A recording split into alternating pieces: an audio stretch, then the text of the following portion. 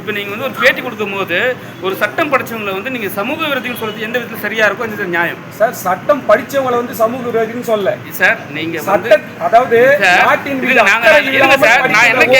இல்ல சார், நான் என்ன கேட்கறேன்னா நாங்க படத்தை பத்தி நான் பேசல சார். படத்தை நீங்க வந்து பேசும்போது அந்த அம்பேத்கர் மேல மண்ணு தூவுன மாதிரி ஒரு விஷயத்த வந்து யாரும் கம்ப்ளைண்ட் பண்ணியிருக்காங்க. அவங்களாம் சமூக விரோதிங்க தான் நீங்க சொன்னீங்களே தவிர வேற எதுவுமே வார்த்தையே சொல்லல.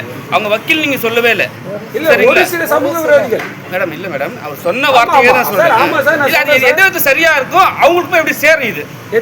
இப்ப இதே வந்து நீங்க சொல்லிட்டீங்க சமூக விரோதிகள், திருப்பி அவங்க மேல கேஸ் போட்டாங்கன்னா மேல பரவாயில்ல சார், படம் பார்க்கட்டும் சார். நீங்க எல்லாம் படம் பார்த்துருக்கீங்க சார், இதுல ஏதாவது தவறு தெரிஞ்சா சார்? நான் ஆக்சுவலா வந்துட்டு இதுக்கு முன்னாடி ஆடியோ லான்ச் பண்ணியிருக்கேன் சார். நீங்கள் எல்லாருமே வந்திருக்கீங்க சார். உங்களுக்கு வந்துட்டு அந்த ட்ரெய்லர் வந்துட்டு டெலிகாஸ்ட் பண்ணியிருக்கேன் சார். உங்களுக்கு எல்லாம் பார்வையில் தப்புன்னு தெரிஞ்சுதான் நீ கேள்வி கேட்டுருக்கீங்க சார். இல்லை, படம் பார்க்கும்போது தப்பு தெரியுது எங்களுக்கு. அம்பேத்கர் மட்டும் காமிச்சிட்டு அதில் மண்ணு மட்டும் காமிக்கிறீங்க, அது தப்பு சார். அது தனியா க்ளோஸ் அப்ல வேணா பெட் கட்டுவோம். பெட் முன்னாடி ஷாட் பாருங்க சார். நான் வந்து ரீகால்குலேஷன் பண்ணி பார்க்கறேன். முன்னாடி ஷாட் பாருங்க. முன்னாடி ஷாட் வேற, ஒரு தனி ஷாட். அம்பேத்கர் தனியா தெரியுது, மண்ணு மட்டும் தான் தெரியுது. அது தப்பானது. அது எனக்கே என்ன படம் பார்க்கும்போது ஏன் இந்த மாதிரி சீன் தேவையில்லையா? அது ஒரு விஷயம் இன்னைக்கு சார் நீங்க 1000 சொல்லலாம். நான் சொல்றேன் கேளுங்க. இல்ல சார், இல்ல இல்ல நான் சொல்றேன் கேளுங்க. புரியுது சார், எங்களுக்கு படம் பார்க்கும்போது எங்களுக்கு புரியுது. தெரியுது இல்ல, வேற அம்பேத்கர் மட்டும் ஸ்கிரீன்ல வச்சிட்டு நீ மண்ணடி போடுற மாதிரி காமிச்சீங்கன்னா அது தேவையான சீன். இந்த கதைக்கு அதுக்கு என்ன சம்பந்தம்? இல்ல சார், அந்த கதைக்கு அதுக்கு என்ன சம்பந்தம் சார்? சட்டத்தை இயற்றப்பட்ட அவருடைய பார்வை சட்டம் நிறைய பேர் இருக்கு சார். சட்டம் நிறைய இருக்கு. சட்ட கடவுள் சார். சார் ஆக்சுவலா பாலியலே பண்ணக்கூடாதுன்னு சட்டமே இருக்கு. அதுக்காக பண்ண முடியாது. எல்லாம் பண்ணிட்டு தான் இருப்பானுங்க.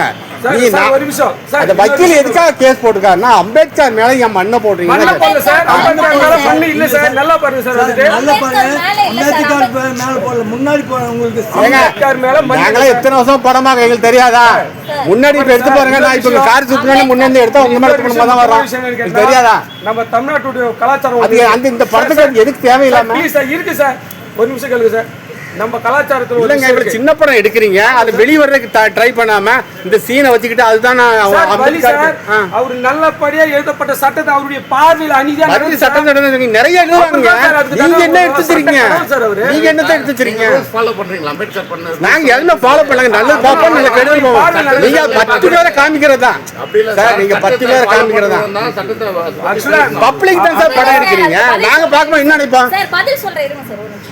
சொல்லுங்க. இல்ல, அவர் மறுபடியும் சட்டம் தான் பேசுறாரு. சின்ன விஷயம், நம்மளுடைய தமிழ் கலாச்சாரத்துல ஒரு விஷயம் இருக்கு. ஆக்சுவலா அவர் வந்து நான் கடவுளா தான் பாக்குறேன். சட்டம் மேல கடவுள். அவரை வந்து குறை சொல்றதுக்கெல்லாம் நமக்கெல்லாம் வந்து அருகதையா இல்லை. அவர் வந்து கடவுள். அவரு எல்லாருக்கும் நலனை வந்து பண்ணிட்டு போயிரு. சட்டத்தை ஏற்றினார சாதாரணமான விஷயம் இல்லை. அப்படியாப்பட்ட கடவுளை வந்துட்டு ஆக்சுவலா ஒரு சமுதாயத்தில் ஒரு விஷயம் இருக்கு. நம்ம குடும்பத்துல நம்மளை யாராவது வந்துட்டு ஏமாத்திட்டாவோ மன வருத்தத்தை உண்டாகிட்டாலோ ஆக்சுவலாக என்ன பண்ணுவாங்க தெரியுமா? கோவிலுக்கு போவாங்க. நம்மளால ஒருத்தவங்க வந்து எதிர்க்க முடியலன்னா தன்னுடைய வலிகளுடைய வேதனைகளை எங்கே தெரியுமா போய் கொட்டுவாங்க? கோவிலில் போய் சாமிக்கு முன்னாடி என்ன பண்ணுவாங்க தெரியுமா? மண்ணை அள்ளி நீங்கள்லாம் நாசமாக போய் இவங்க கொட்டுவாங்க. கடவுளை தூட்டதில்லை. இவங்களை எதிர்க்கக்கூடிய சக்தி வந்து எனக்கு இல்லை. கடவுளே நீ தான் இவங்களை பார்த்துக்கணும் அப்படின்ட்டு தன்னுடைய வேதனை வலிகளை வந்து கொட்டிட்டு போவாங்க. இது ஒவ்வொரு வில்லேஜ்லேயும் கலாச்சாரமாக இன்றைக்கி நடந்துட்டு இருக்கிற விஷயம் சார். இது இந்த அடிப்படையில் தான் அவருடைய முன்னிலையில் இப்படி ஒரு அநீதி நடக்கும்போது கடவுளாக நீ தான் இதுக்கு வந்து தண்டனை கொடுக்குன்ற ஒரு பெண்ணோட வலியை தான் நான் வந்துட்டு அங்கே பண்ணியிருக்கேனே தவிர அவர் மேலே கொண்டு போயிட்டு இதை வந்து மண்ணள்ளி போகிறது தான் வச்சுருப்பேன். புரியுங்களா? இன்டர்நெட்டில் என்னன்னு கேட்டினா அந்த நீ பார்வை நீ தான் கடவுள். இந்த மாதிரி நடக்கிற இவங்களுக்கெல்லாம் தண்டனை நீ தான் கொடுக்கணும்.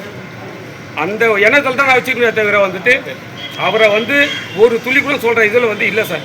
சார், இப்போ இன்னைக்கு வரைக்கும் வந்து ஒரு விஷயம் நடந்தே இருக்கு, குற்றங்கள் நடந்தே இருக்கு. எந்த ஆட்சியாளரும் எந்த ஒரு அதிகாரிகளும் சரியில்லைன்றீங்க, சரிங்களா?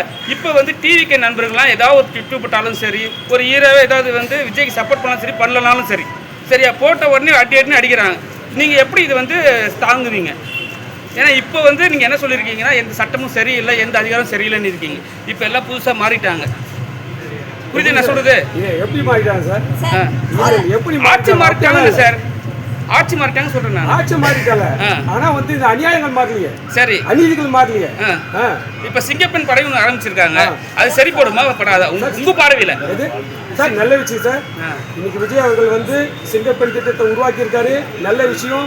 பெண்களுக்கு பாதுகாப்பு உண்டான விஷயங்களை பண்ணியிருக்காரு.